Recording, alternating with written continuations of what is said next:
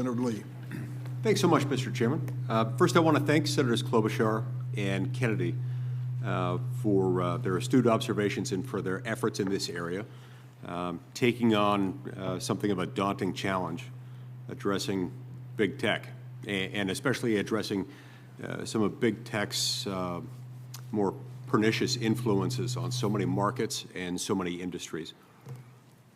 Healthy news industry is, of course, really important in a system of government like ours. In order for the people to have access to their ability to self-govern, they have to have access to the facts. And so you need an effective means by which information about government can be communicated so that people can make appropriate decisions with regard to the government, decisions that will affect them. This is important for all news outlets to be able to communicate that information accurately and effectively and efficiently. This is especially true for local news. Today, it's becoming clear that local journalism is struggling and that some of our major tech platforms at least share some of the blame in that. One of the areas where this is abundantly clear is in digital advertising. Google and Facebook have something of a stranglehold on the primary revenue source for online publications. And that's why earlier this year I introduced the Competition and Transparency in Digital Advertising Act to fix that very problem. And I'm pleased to have a bipartisan group of senators with me on that, including Senators Klobuchar, Cruz, Blumenthal, Hawley, Daines, and Rubio as co-sponsors. This bill that we're here to discuss today, the Journalism and Competition and Preservation Act, has the stated purpose, stated laudable purpose of improving competition and helping local journalism. Unfortunately, I believe that if this bill were to become law, it wouldn't do that. To the contrary, the JCPA has great potential to be disastrous for competition in the news industry itself. And great potential also to crush local news under the thumbs of big tech and big media. This new version of the JCPA, it's a new version that though entirely rewritten from its prior version, still shares at least three underlying flaws with the original version. First, this version of the JCPA would inextricably link the financial incentives of big tech and the news industry by requiring tech platforms to share their monopoly rents with news publishers, making publishers more dependent on big tech, not less. Allowing publishers to share in big tech's monopoly rents would give them, I fear, the incentive to cover up and defend big tech rather than hold big tech accountable. Second, the JCPA would skew and distort the news coverage of politicians. This bill is a government handout to the news industry. The press will still be incentivized to attack those who oppose it and give a pass to those who support it. And I'm confident that I'm not the only person in this room who's concerned about further politicizing journalism. Sadly, the damage may have already been done simply by introducing this legislation. Third, the JCPA is fundamentally flawed in that it seeks to improve competition by sanctioning the formation of cartels, because that is what it does. That is its purpose. That's how this thing operates. It is allowing and sanctioning the formation of cartels in this area. So let's be clear about what we're doing, what we're considering. And we've already seen the evidence that Google and Facebook colluded to monopolize the digital advertising markets. We've seen that in great abundance.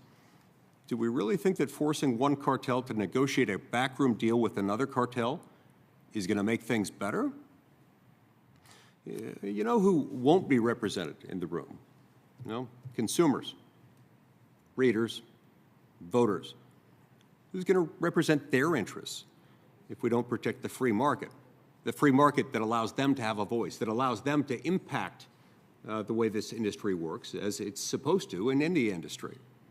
Now, I'd like now to discuss some of the new problems that this entirely new, rewritten version of the JCPA introduces that weren't in the original version. For example, the bill attempts but fails to prevent discrimination. When publisher cartels can't exclude members based on their size or their views, there are multiple proxies one can imagine. Discrimination by audience type or geographic market could be used to exclude certain areas of the country. Now, what if a cartel wanted to exclude publishers that serve rural areas or those whose audience is predominantly lower income? There's a recent article that put it this way. These self-appointed mainstream and left-wing media cartels are allowed to exclude based on the usual totally subjective factors they always do, such as trustworthiness, fake news, extremism, misinformation, hate speech, conspiracy, correction policy, expertise, authoritativeness, etc. To my fellow conservatives, do we think that forcing big tech and big media to get into a room together to collude and agree on the terms under which news can appear on tech platforms, do we think that's going to result in anything good for our voices? Do we think that's going to ameliorate or eliminate censorship? The JCPA is meant to help small local publishers. But importantly here, the text of the bill makes clear that it will actually crush them. First, just look at the definition of the term eligible publisher and qualifying publication. While it's limited to publications with no more than 1,500 employees, it still includes conglomerates that own multiple publications. So a single newspaper with 1,501 employees, for example, is out, unless, of course, they can do some more layoffs and take advantage of the government handout as a result. While the national conglomerate that owns scores of 1,000 employee publications would be covered by this, would be allowed to collude and enter into a cartel. So why does this matter? Well, Section 4D5E2 of the bill requires that any final arbitration decision under the bill would have to direct 65% of the money collected from the platform to be distributed to cartel members based specifically on the number of employees they have.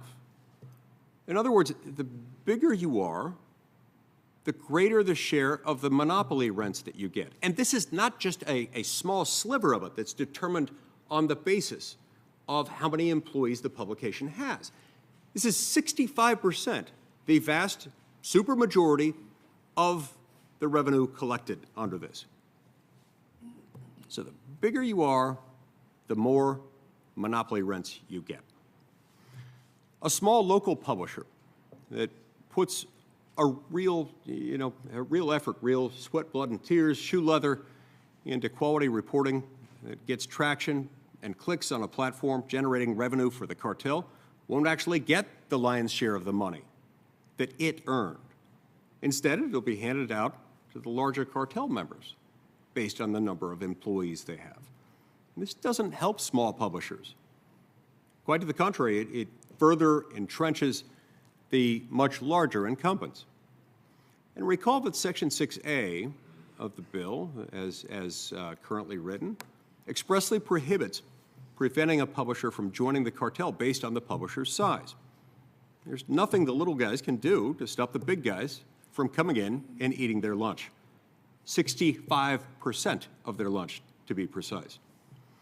So when you boil it all down, the JCPA is just a way to transfer wealth from a politically disfavored group to a politically favored one, under the guise of supposedly improving competition. But it doesn't actually improve competition. Instead, it imposes massive transaction costs in the form of lawyer fees, expert fees, and arbitration costs. Now, setting aside the failures in concept and in execution, the JCPA is arguably unconstitutional. The bill countenances no world in which a publisher can refuse to distribute the content of a publisher. In fact, doing so is forbidden by the anti-retaliation clause. This seems to me to be something likely to amount to a violation of the First Amendment, because it's compelled speech. There are few areas of First Amendment jurisprudence that are clearer than in the area of compelled speech. One of the things that we hold sacred in this country is that the government, in addition to telling you you can't say something, it's also very, very prohibited for the government to tell you you must say something. So how ironic that a bill meant to protect the only industry named in the First Amendment would do so by violating the right to free speech. Now, it also forces the platforms to pay for publishers' content, whether they want it or not.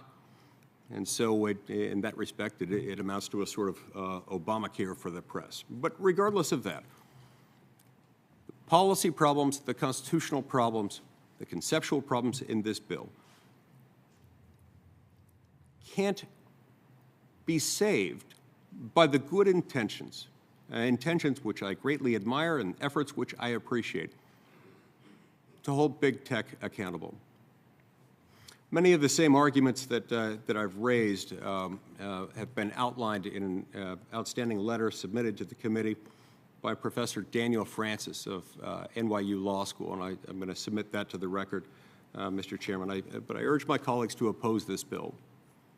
While it's a laudable aim, that is protecting local journalism from the predation of big tech, its pursuit of that goal is irreparably flawed, and it risks causing immense harm both to journalism and to competition.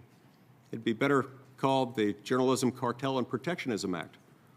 This legislation, written in the shadows by trade groups and a small handful of special interests, is simply not ready for prime time. The committee should send it back to the drawing board for reconsideration through a more open and transparent process. Thank you, Mr. Chairman. Thanks, Senator Lee. We have a number of senators who've sought recognition.